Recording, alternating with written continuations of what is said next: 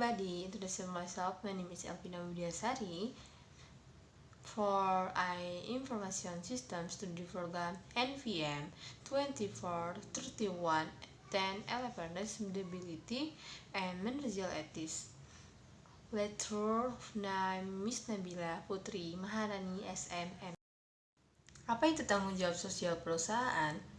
Tanggung jawab sosial perusahaan atau Corporate Social Responsibility atau bisa disingkat CSR adalah suatu konsep bahwa organisasi khususnya, namun bukan hanya, perusahaan adalah memiliki suatu tanggung jawab terhadap konsumen, karyawan, pemegang saham, komunitas, dan lingkungan dalam segala aspek operasional perusahaan. Manfaat CSR bagi perusahaan: yang pertama, meningkatkan citra perusahaan. Kedua, memperkuat merek perusahaan. Ketiga, mengembangkan pekerjaan yang sama dengan para pemangku kepentingan. Keempat, meningkatkan harga saham. Kelima, membuka akses untuk investasi dengan pembiayaan bagi perusahaan. Peran tanggung jawab terhadap perusahaan. Tanggung jawab terhadap pelanggan, contohnya seperti memberikan garansi ketika ada kerusakan sebelum masa garansi habis, informasi yang benar mengenai barang dan jasa yang dijual, menjaga kualitas produk, harga sesuai barang dan layanan. Yang selanjutnya, tanggung jawab terhadap karyawan. Memberikan asuransi kesehatan dan tunjangan untuk karyawan. Anggota akan kenaikan gaji apabila terjadi laju inflasi di perusahaan tersebut. Tanggung jawab terhadap lingkungan dan komunitas. Membuang limbah usaha dengan menggunakan metode yang baik dan benar serta mencemari lingkungan sekitar.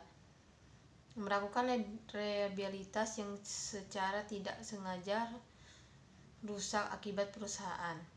Tanggung jawab terhadap investor. Memberikan laporan keuangan secara jujur dan transparan, tidak menggelapkan laba perusahaan dan tidak mengurangi keuntungan para pemegang saham.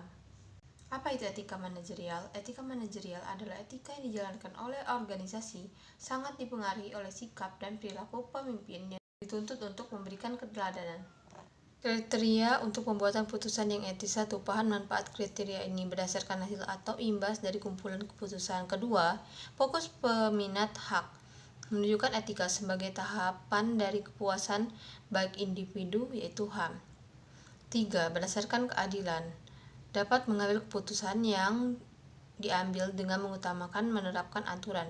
Keempat, fokus pemikiran kewajiban. Kriteria yang menjelaskan bahwa perusahaan didirikan bertujuan untuk memenuhi 2 sasaran, yaitu pembelian tujuan pribadi serta peraihan tujuan bersama.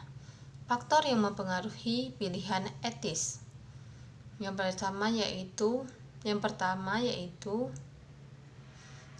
tingkat perkembangan moral, karakteristik individu, budaya organisasi, dan intensitas.